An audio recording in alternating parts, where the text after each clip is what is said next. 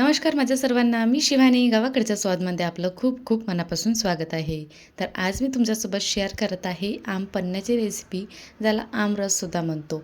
पण हा आमरस पिकल्या आंब्यापासून न बनता कच्च्या आंब्यापासून बनलेला आहे. आणि कच्च्या आंब्याचा आमपन्ना किंवा आमरस हा थोडासा मस्त टँकी फ्लेवरचा असते. खूप जास्त गोड नाही, खूप जास्त आंबट नाही. खूप मस्त वाटते खायला. कधी पण, केव्हा पण आणि झटपट बनणारा आहे. तर मी यामध्ये कच्च्या आंब्याचा यूज करून मस्तपैकी हे आमपन्ना बनवलेला आहे. तर त्यासाठी 2 आंबे घेतले. त्याला अगोदर स्वच्छपणे आपल्याला धुवून घ्यायचं आहे. नंतर कुकरमध्ये आपल्याला टाकायचे आणि यामध्ये थोडं 1-1.5 ग्लास पाणी टाकायचं आणि याला छानपैकी असं शिजवून घ्यायचं आहे. जोपर्यंत मऊसर होत नाही, म्हणजे आतमधनं शिजत नाही, तितपत आपल्याला याला शिजवून घ्यायचं आहे.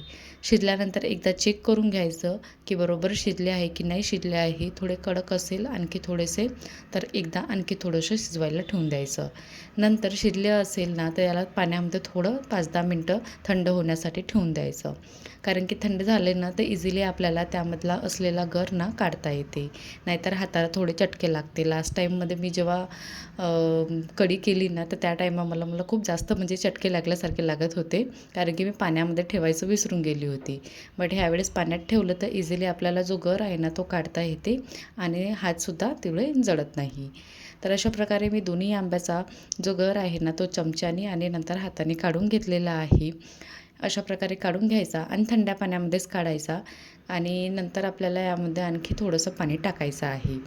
तर मी हाताने चोडून पूर्णपणे गुळीला वगैरे सगळं जो असलेला गर आहे तो काढून घेत आहे.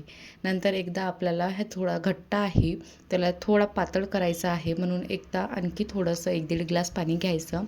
त्याच्याने आणखी थोडंसं याला हाताने मळून असं काढून घ्यायचं आहे गर. नंतर दोन्ही पाणी एकत्र करायचं व दार घोटणीने छानपैकी असं घोटून घ्यायचं. ज्याही गुठल्या असेल, रेषा असेल, जे काही असेल ना, ते इझिली छानपैकी असं शिजून जाईल, म्हणजे एकत्र होऊन जाईल. शिजून नाही, एकत्र होऊन जाईल मेल्ट झाल्यासारखं. आणि नंतर जेवढ्या प्रमाणामध्ये तुम्हाला पातळ किंवा दाटसर आवडत असेल ना, तेवढं पाणी टाकून ते तुम्ही गरम करायला ठेवून द्यायचं. गॅसवर गरम करायला ठेवल्यानंतर त्यामध्ये मी 1 कप साखर टाकलेली आहे व चवीनुसार मीठ टाकलेलं आहे. आता याला एक उकळी येऊ द्यायची.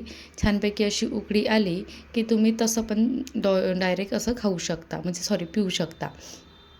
आता जसे की उकळी आल्यानंतर आपण डायरेक्ट ग्लासमध्ये घेतलं मस्तपैकी आणि ज्याला जसं आवडत असेल तशा प्रकारे तुम्ही याला पिऊ शकता. बट आणखी टेस्टी वाटण्यासाठी यामध्ये मी इलायची पावडर, सोबतच चारोळी आणि खोबरं कीससुद्धा टाकलेलं आहे आणि थोडीशी खसखससुद्धा टाकलेली आहे. ह्या गोष्टी टाकल्यानंतर, हे थोडासा काही इन्ग्रेडियंट टाकल्यानंतर आणखी टेस्टी वाटते खायला. आमच्याकडे हे जास्त करून अखजीला बनवले जाते.